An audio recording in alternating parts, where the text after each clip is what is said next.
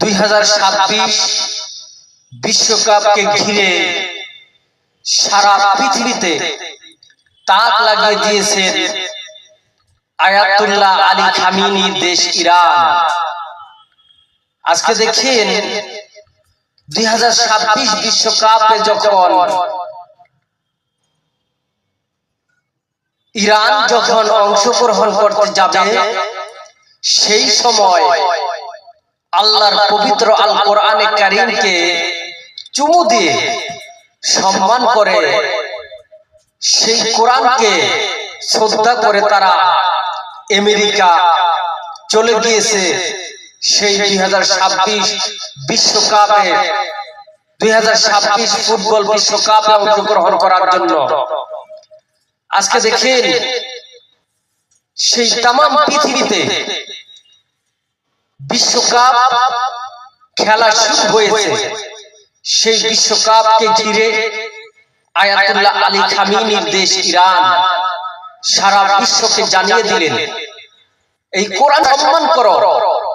এই কোরআনকে তোমরা যদি সম্মান করতে পারো, সমস্ত বিপদ আপদ থেকে আল্লাহ তাআলা আমাদেরকে হেফাজত করবেন। আর এই কোরআনকে যখন সম্মান করবে, আল্লাহ তাআলা হয়তোবা আয়াতুল্লাহ আলী খামিনির দেশ ইরানকে বিজয় করে দিতে পারে। এই কোরআনকে সম্মান করার জন্য হয়তোবা আল্লাহ তাআলা বিজয় করে দিতে পারে। আজকে দেখেন আমেরিকা ইরানের পতাকা উঠতে দিবে না এমন একটি ঘোষণা দিয়েছেন।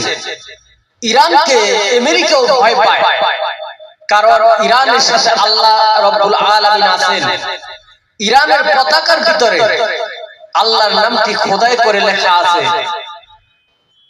ইরানের সাথে আল্লাহ তাআলা আছেন, কারণ ইরানের পতাকাকে তারা ভয় পায়, আল্লাহর নামটিকে তারা ভয় পায়। বলে আল্লাহর নামের সাথে যেই জিনিসটার সাথে আল্লাহর নাম আছে ওটা অনেক শক্তিশালী।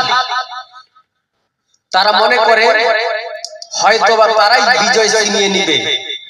এই জন্য ইরানের পতাকা আমেরিকা উড়তে দিতে চায় না।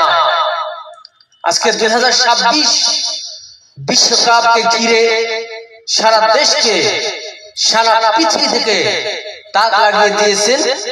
আমরা চাই আয়াতুল্লাহ আলী খামিনির দেশ ইরান যেন বিজয় লাভ করে, এটাই কামনা করি। ওয়া আখিরু দাওয়ানা আলহামদুলিল্লাহি রাব্বিল আলামিন। আসসালামু আলাইকুম ওয়া রাহমাতুল্লাহি ওয়া বারাকাতুহু।